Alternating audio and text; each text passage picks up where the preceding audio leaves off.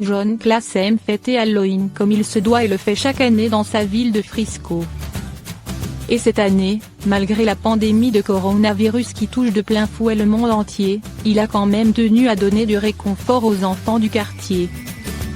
Le tout sous le regard envieux de sa chatte Nala qui aurait aimé se mettre quelques friandises dans la gueule au passage. Une chatte trop déçue lorsque tous les enfants du quartier sont passés récupérer leurs friandises. Johnny Class a décidé de laisser le reste sur son porche, pour que les livreurs se servent lorsqu'ils viennent déposer du courrier. Nala a donc commencé à observer cette routine et à voir son trésor sucré fondre comme neige au soleil au fil des jours. Mais le pire était encore à venir puisqu'une nuit un coyote est passé par là et a décidé de dérober les friandises sous les yeux d'une Nala à la fois jalouse et impuissante. Bien décidée à faire valoir ses droits, la chatte a donc filé direction la chambre de son humain afin de le réveiller pour qu'il empêche ce coyote gourmand de tout manger. Malgré le boucan fait par Nala, son humain a décidé de rester bien au chaud sous sa couette. En vain. Ce n'est que le lendemain, en visionnant les images de sa caméra de sécurité, qu'il a découvert la raison de la colère de sa chatte en voyant le coyote manger les bonbons. Comment bien accueillir un chaton non sevré? Comment créer un environnement réconfortant pour un chaton non sevré? Quand on accueille un chaton non sevré chez soi, il est probable que le chaton soit très déboussolé, voire peureux ou inquiet par tous ces changements. Vous pouvez l'aider à se sentir bien en lui créant un environnement paisible, chaleureux et réconfortant dans lequel il pourra évoluer dans les jours, semaines et mois à venir. Par exemple, vous pouvez lui apporter une source de chaleur en lui offrant une couverture bien douce que vous enroulerez autour d'une bouillotte d'une température ne dépassant pas 30 degrés.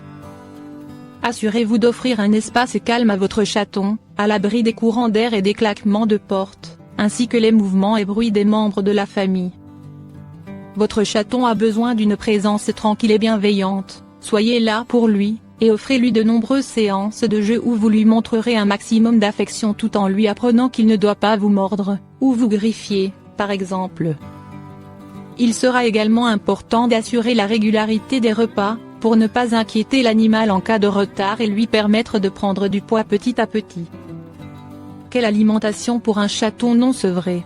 Bien entendu, un chaton non sevré consomme généralement encore le lait de sa mère. Mais si cela s'avère impossible, il faut faire attention au choix du lait de remplacement.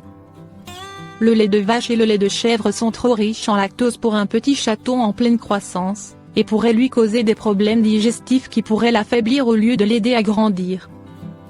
Il est donc très important d'acheter du lait maternisé pour chaton en pharmacie au maximum 24 heures après avoir accueilli votre chaton non sevré, qui pourra consommer du lait de vache ou de chèvre pendant cette courte période.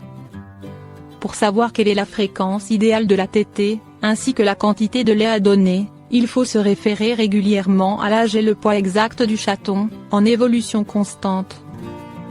Pendant les repas, il faut tendre le biberon au chaton que vous tiendrez sur le ventre, avec la tête légèrement relevée. Quels soins doit-on apporter à un chaton non sevré? Prenez rendez-vous avec un vétérinaire à l'arrivée de votre chaton chez vous. Afin de lui permettre d'effectuer un contrôle de routine, vous conseillez sur ses besoins, et prévoir son calendrier de vaccins. Vous pourriez en profiter pour lui demander si une cure de probiotiques serait bénéfique pour votre animal. Ces micro-organismes sont tout indiqués pour aider le chaton non sevré à renforcer son système immunitaire et éviter les problèmes digestifs alors que son alimentation est chamboulée. Il est également indispensable de faire vermifuger un chaton non sevré, et ce même si vous pensez qu'il n'a pas de ver. Appliquez également un antiparasitaire adapté à l'âge de votre chaton, pour éloigner d'éventuels tiques et puces. En suivant tous ces conseils, vous donnerez le meilleur cadre à votre chaton non sevré pour lui permettre de grandir et s'épanouir à vos côtés.